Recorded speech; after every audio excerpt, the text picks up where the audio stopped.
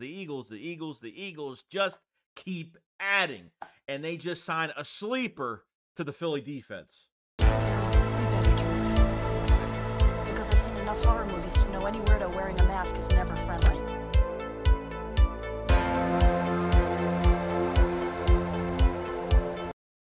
Yo, what is going on, guys? I hope everyone's having a fantastic day today. So, a lot to talk about with some breaking news for the Philadelphia Eagles. The Eagles have signed cornerback Tyler Hall from the Las Vegas Raiders.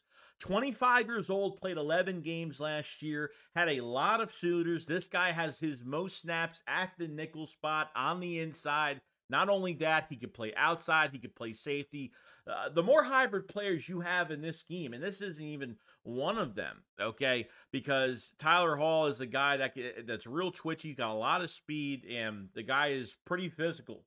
And this is the type of player that you need in this defense. Athletically, we have to be better. We have to get younger, and that's the number one thing Howie Roseman wanted to do for Vic Fangio and this defense, okay? So 301 of Hall's 386 snaps played in the NFL have been at slot cornerback. So like I said, most of his snaps came from the inside, okay? Now, there's going to be some competition, definitely, because nickel corner is definitely a move that we're going to try to figure out, but we'll get into that after in a little bit on why it's going to be competition, because not only that you have now Tyler Hall into the mix, plays at a really high level. Like I said, only played 11 games last year, only misses one tackle per season in his career so far. So guy's a great tackler. Guy has a lot of speed, and it hits pretty hard as well. Not only him, but you have Isaiah Rodgers coming off of the year he took off because of he was, suspended for the gambling, and he plays kick return. He could slide into that inside spot if you need him to, and plays outside corner as well. Big special teamer. Isaiah Rodgers, is another playmaker in the secondary as well that could play in multiple spots. And obviously, Julian Blackmon is still out there coming off of a really bad injury. Low risk, high reward type move. Will be really cheap to sign. And the Eagles, I know, have a lot of interest. He hasn't signed. I know he's visiting a couple teams right now, but hasn't really signed anywhere yet. But, the Eagles are prioritizing a lot at cornerback. Now, what does this mean for Avonte Maddox coming back, into the Philly defense? Now, the Eagles could have designated Avonte Maddox to a post-June cut that would have freed up a lot of money, $7.1 million. But they did, I guess, the right thing by him and released him pre-June, which only saved them $2 million. I think he visited the Saints, never got signed so far, and still looking for a team. I don't know if this Tyler Hall move kind of cements that Avonte Maddox is not coming back. And if Avonte Maddox does come back, there has to be a liability behind it, or there has to be some type of reassurance that we're not going to be in the same situation rotating nickel corners all year round, because that's the number one thing you can't do. We've been putting players out of position. We've moved Bradbury to the inside last year. We moved Eli Ricks to the inside, didn't work. We moved Keely Ringo to the inside, didn't work. It just didn't work. You can't do that. Now with Vic Fangio here, he's getting athletically sound. Late in free agency, you're going to get some scheme fit, athletically sound type players, and Tyler Hall is definitely up there with several suitors, I might add. He had a lot of interest because these guys aren't going to get signed early because of just, how, he hasn't, he only played 11 games last year, but he's a high caliber player for a scheme fit, okay?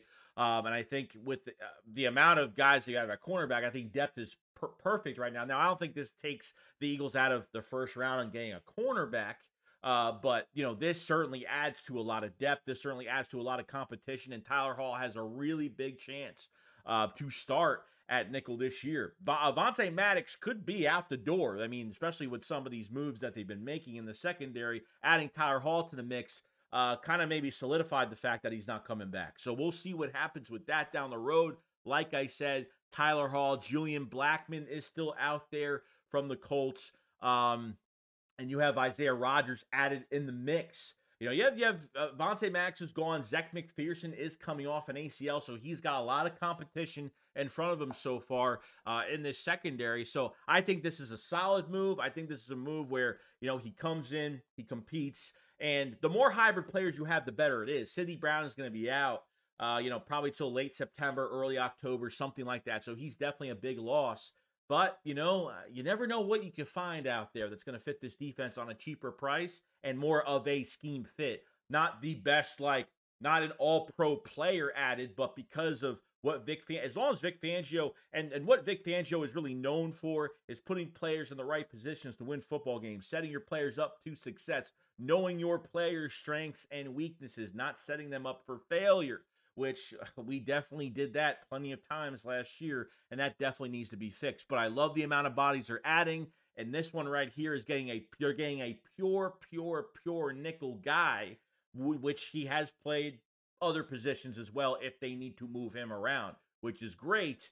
On top of Chauncey Gardner-Johnson being a hybrid, on top of Isaiah Rodgers could move inside, outside, on top of Sidney Brown that's hurt right now, can play at safety and corner. So it's awesome to have guys, in case you have an injury, you move somebody to somewhere, you move someone somewhere else, and your defense won't miss a beat. So they're adding some versatile talent into the secondary and cannot wait for it.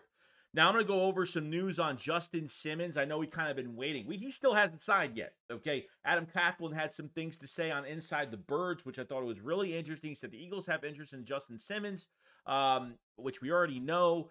But the quote that he said in the podcast on YouTube, he said, Kaplan mentioned that the money, presumably asking price, has been an issue.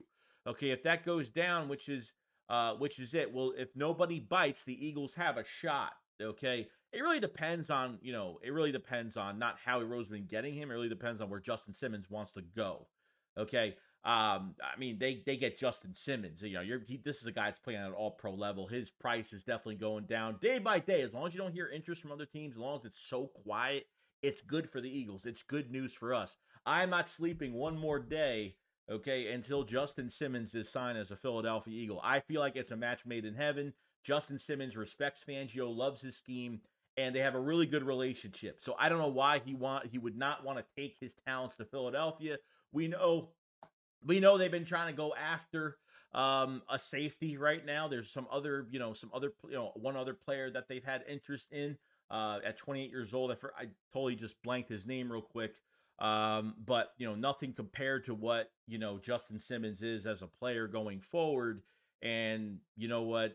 Depending on what the money is, the Eagles could strike for a cheap price, and he is 30 years old, so 30, 31, something like that, with probably a 2-year deal, maybe a 1-year deal.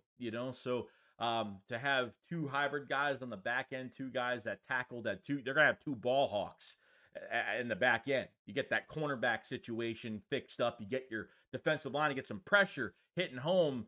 You're going to have a defense this year. This defense is going to be better than last year. I already know it's going to be. It can't get worse than it did last year.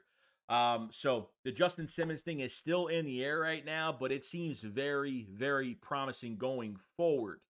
And like I said, pretty much you're adding more to the secondary. You're adding more to your, you could be adding another safety move, another corner move. The more corners you have, the better it is.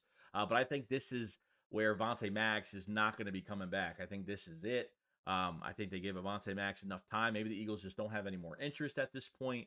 But adding Tyler Hall is definitely a big one for the Philadelphia Eagles, another hybrid guy, but I'm talking not a guy that's getting put out of position. I'm talking a pure nickel that barely misses tackles. Doesn't even average pretty much averages one missed tackle a season.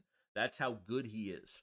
And really young. You want to get young guys in your defense, okay? And we'll see what happens with Bradbury. We'll see down the road if corner is still on the list in this draft, and drafting one high is the question. And I'm very excited for it. So let me know what you guys think about Tyler Hall.